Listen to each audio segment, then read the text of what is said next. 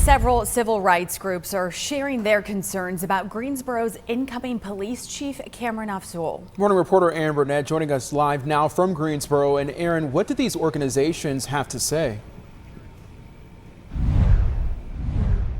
Well, we talked to certain organizations that showed up at last night's meeting, and they're asking for full transparency and for the city to hire a new internal candidate. We spoke with specifically an organization called Justice for the Next Generation, and they say they feel like the community wasn't fully included in the initial decision to hire Wxii. Some are even questioning his current leadership, and they want to know why the department did not hire an internal candidate to begin with. They presented statistics based on Wxii's current leadership role in Dayton, Ohio right now, where he currently serves as police chief there. They say that they found some disparities in traffic stops compared to here in Greensboro, and they also cited concerns over a recent shooting involving a Dayton police officer that still remains under investigation.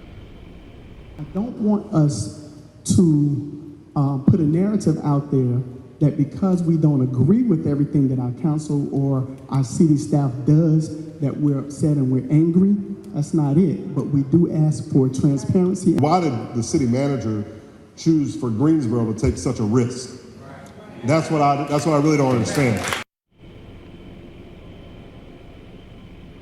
That group says they plan to make their case again at the next Greensboro City Council meeting. And this is ahead of Wxii's first day, which is expected to be May 13th. Now, we spoke with the incoming police chief about his plans for the city and how he plans to gain the community's trust. So you'll be able to hear from him in the next 30 minutes. But for now, live in Greensboro, I'm Aaron Burnett, Wxii 12 News.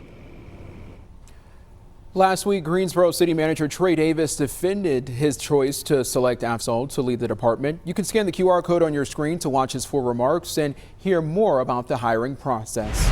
Tonight, the Forsyth County Manager will share a community update with residents. Chantel Robinson is holding a public hearing at Forsyth County Central Library. She will talk about the budget process, give people a glimpse at how their tax dollars are being invested, and share information about tax relief programs. Tonight's meeting starts at 6. One student is hurt this morning and another is facing charges after a fight at Glenn High School. This all happened yesterday. The Forsyth County Sheriff's Office says the injured student was treated at the hospital for cuts to the head and face that were caused by brass knuckles, similar to the one on your screen. Deputies say after the fight, the students involved left campus and went to Sheets, where additional disruptions occurred, including damage to property.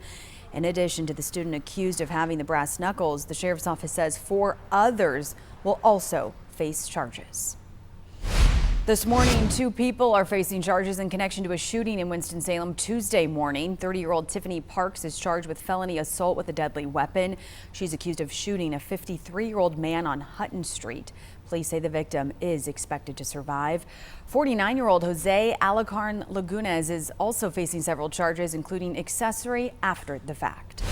In Randolph County this morning, a man is in custody without bond, accused of sexual exploitation of a minor. Members of the Invictus Task Force arrested Brian Melgar as part of the investigation that began back in February. Melgar is expected to make his first court appearance tomorrow. In Wilkes County, there is a renewed effort to find out what happened to Angela Hamby.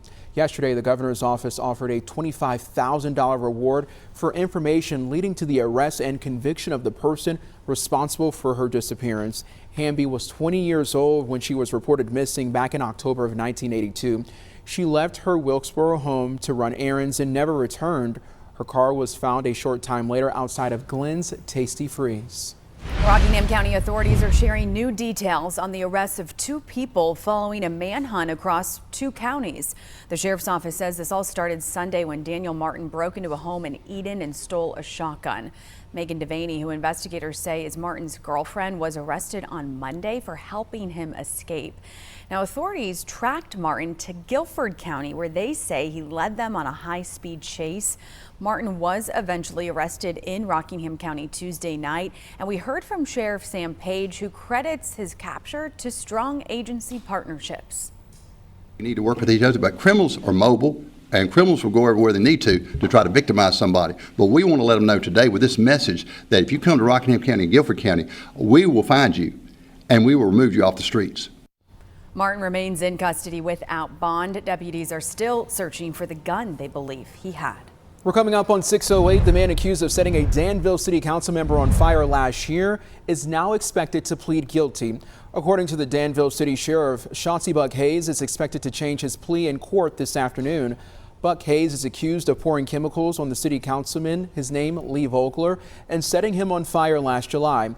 Vogler survived the attack and has since returned to city council.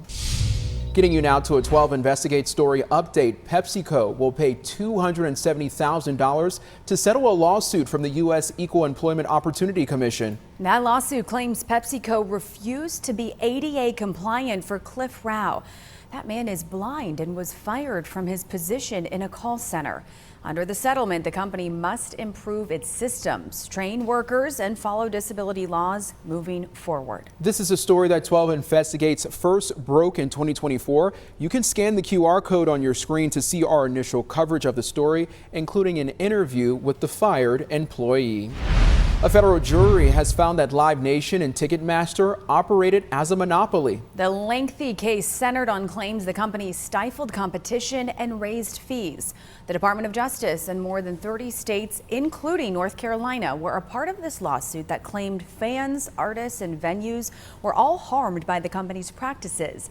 While a DOJ settlement was reached, many states continue to fight. North Carolina Attorney General Jeff Jackson praising the verdict, writing in part, quote, "We're closer to breaking down their illegal monopoly over the live entertainment industry.